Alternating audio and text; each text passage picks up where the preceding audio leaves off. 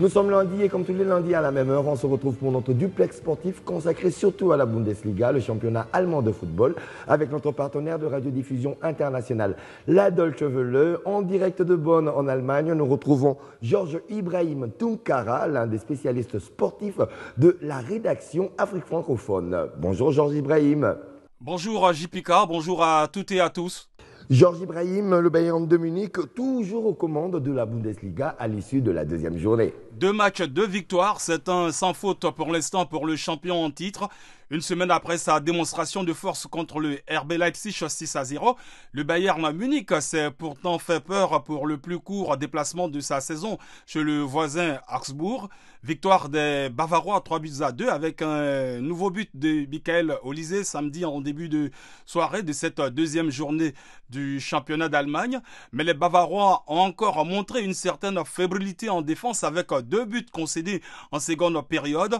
La défense qui reste toujours le point faible de cette équipe du Bayern. Avec ce deuxième succès en 2 matchs, le Bayern reste sur son fauteuil de leader de la Bundesliga à égalité des points avec l'Eintracht Francfort, 6 points chacun. L'Eintracht Francfort dévancé à la différence de but, plus 7 pour le Bayern contre plus 5 pour l'Eintracht Francfort. Quant à Harry Kane, il disputait avec le Bayern son 100e match, toute compétition confondue. L'Eintracht Francfort a également confirmé sa bonne santé. En effet, tout sourit à l'Eintracht Francfort en dépit du départ de son buteur de la saison dernière, Hugo Ekitike. Les Aigles se sont largement imposés sur la pelouse d'Offenheim, 3-1 ce samedi lors de cette deuxième journée, confirmant ainsi leur excellente entame de Bundesliga après leur net succès face au Werder de Brême 4-1. Même s'il a perdu Hugo Ekitike cet été, la 3e de la saison écoulée de la ressource. Il s'est peut-être trouvé un nouveau joueur frisson, tout juste arrivé de Fribourg, le japonais Ritsu Doan, qui a été le grand artisan de cette victoire de l'Eintracht Francfort. Bon début de saison également pour Cologne qui a battu ce dimanche Fribourg 4-1. 2 matchs, 2 victoires pour Cologne qui reste dans les roues du Bayern et de Francfort avec 6 points. Quant au Bayern Leverkusen, par contre, ce début du championnat est loin d'être rassurant. En effet, le vice-champion de Bundesliga en titre, le Bayer Leverkusen, a concédé un nul très fâcheux sur la pelouse du Werder de Brême, 3 buts partout, un résultat invraisemblable, alors que le champion d'Allemagne 2024 menait 3-1 à la 63e minute grâce à un penalty transformé par Patrick Schick face à une équipe pourtant réduite à 10. Mais le Bayer a été rejoint dans le temps additionnel sur une reprise du défenseur Karim Koulibaly après une longue domination brémoise. Battu à domicile la semaine dernière par Offenheim 2-1, le champion 2024 et vice-champion 2025, le Bayer Leverkusen donc attend toujours une première victoire en Bundesliga avec son nouvel entraîneur Erik ten Hag. Un entraîneur qui serait sous la menace d'être viré si l'on en croit la presse allemande. Erik ten Hag a été nommé entraîneur du Bayer Leverkusen en successeur de l'Espagnol Xabi Alonso. Le Néerlandais a signé pour 3 saisons avec pour mission de maintenir le Bayer Leverkusen au sommet du football allemand, alors que le club a décroché, je vous le rappelle, son premier titre de champion d'Allemagne en 2024 et a terminé à la 2e place en 2025, la saison dernière donc.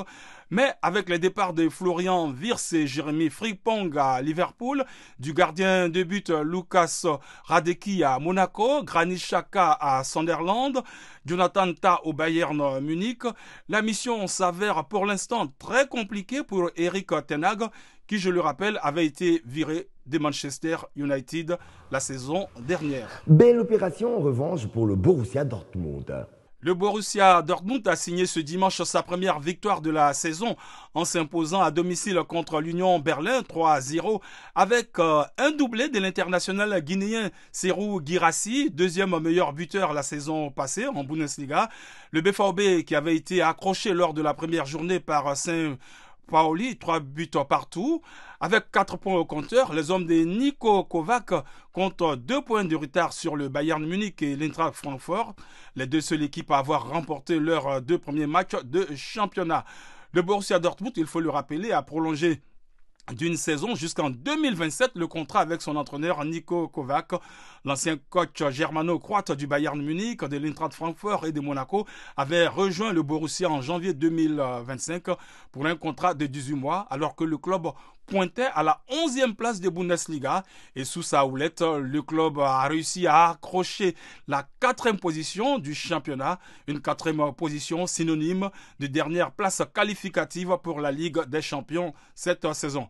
Au classement des buteurs, donc, 3 joueurs se distinguent. Avec 3 buts, il y a Guirassy de Dortmund, Harry Kane du Bayern Munich et Michael Olise également du Bayern Munich. Le tirage sort des 16e de finale de la Coupe d'Allemagne a eu lieu ce dimanche. Oui, quelques matchs chocs de ces 16e de finale.